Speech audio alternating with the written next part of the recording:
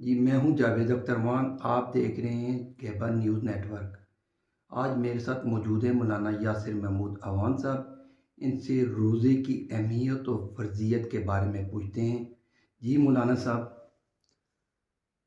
بسم اللہ الرحمن الرحیم۔ یا ایھا الذین آمنوا کتب علیکم الصیام کما کتب علی الذین من قبلکم لعلکم تتقون۔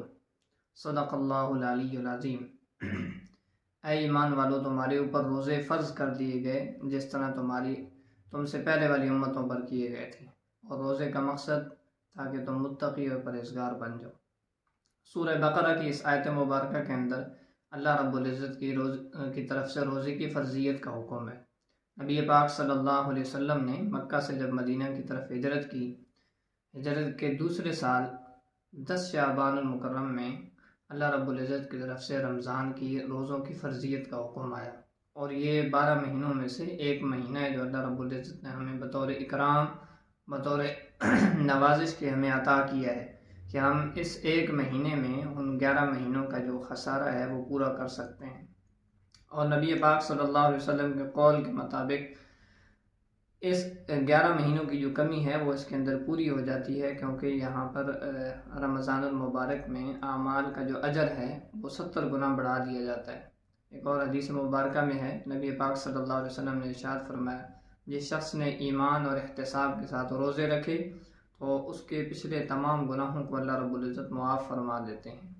یہ روزہ انسان کے لیے گناہوں سے ڈھال بن جاتا ہے، جس طرح ڈھال سے انسان کے اوپر ہر حملہ جو ہے نا ہونے والا وہ اس سے حفاظت کرتی ہے ڈھال، جس طرح روزہ انسان کی حفاظت کرتا ہے مختلف گناہوں سے روزے کی حالت میں۔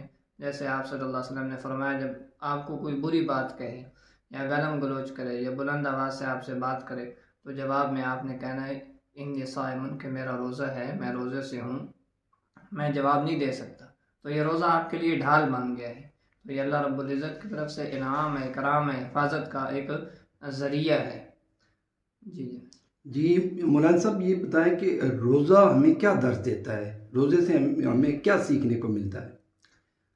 جی سب قرآن و حدیث کے مطابق روزے کے 2 بڑے مقصد ہیں۔ پہلا مقصد قرآن مجید فرقان حمید میں ہے، لعلکم تتقون، تاکہ تم متقی بن جاؤ۔ تو اللہ رب العزت نے روزے کا مقصد جو ہے نا وہ تقوی قرار دیا ہے۔ یعنی تقوی کا مقصد کیا ہے؟ اللہ نے جہاں کام کرنے کا حکم دیا ہے وہاں کرنا ہے، جہاں سے منع کیا ہے اللہ رب العزت کے منع کردہ جو ہے نا وہ احکامات سے وہ رک جانا ہے، جن چیزوں سے اللہ نے منع کیا ہے۔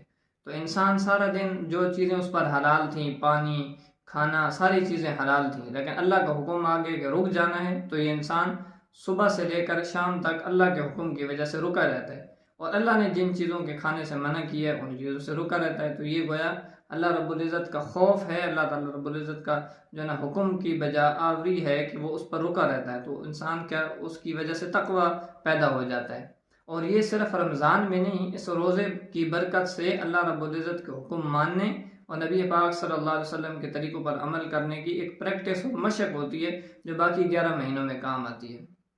دوسرا بڑا مقصد ہے، اللہ رب العزت انسان کو صبح سے لے کر شام تک بھوکا رکھتے ہیں، اس لیے کہ تاکہ انسان کے اندر اپنے ساتھ رہنے والی دوسرے انسانیت کا احساس پیدا ہو۔ جو لوگ بھوکے ہیں ان کا احساس پیدا ہو کہ بھوک کے اندر کتنی تکلیف ہوتی ہے، تو جن کے پاس روزانہ کھانے کے لیے کچھ نہیں ہے، وہ روز بھوکے ہوتے ہیں، تو ان کو کتنی تکلیف ہوگی۔